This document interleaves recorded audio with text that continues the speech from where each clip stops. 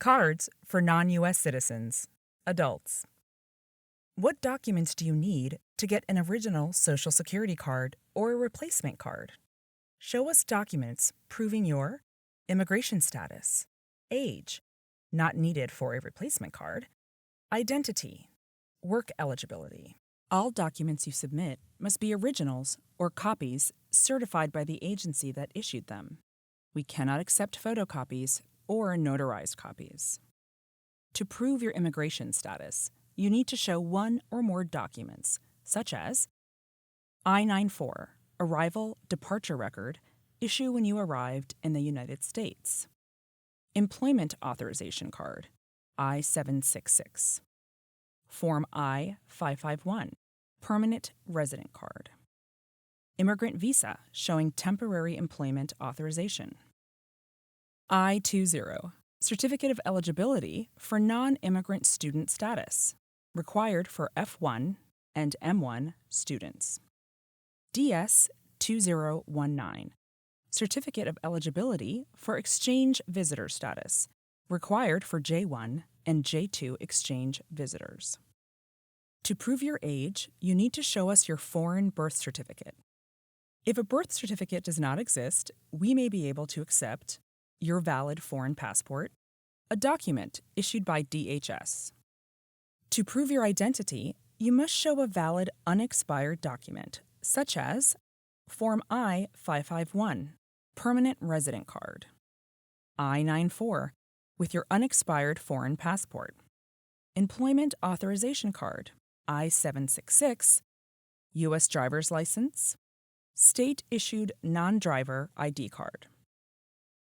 To prove you are eligible to work, you must show documentation, such as I-94, Arrival Departure Record, work permits from the Department of Homeland Security, I-766, Form I-551, Permanent Resident Card, Immigrant Visa showing temporary employment authorization. F1 students authorized for general on-campus work need to show both letter from a designated school official, recent payslip or letter from an employer showing that work has begun or will begin within 30 days. M1 students and certain F1 students authorized to work must show a current employment authorization document, I-766, received from the Department of Homeland Security. J1 students must provide a letter from their sponsor on letterhead paper with an original signature authorizing employment. If you do not have permission to work, you may apply for a Social Security number only if you are legally in the U.S. and you need the number for one of these reasons. A federal law requires you to have a Social Security number to get a particular benefit or service. A state or local law requires you to have a Social Security number to get general assistance benefits that you qualify for.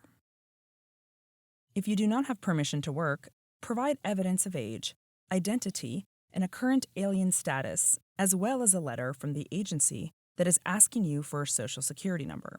It must be on the letterhead stationery of the agency, identify you as the applicant, cite the law requiring a Social Security number, indicate that you meet all the agency's requirements except having the number, contain an agency contact name and telephone number.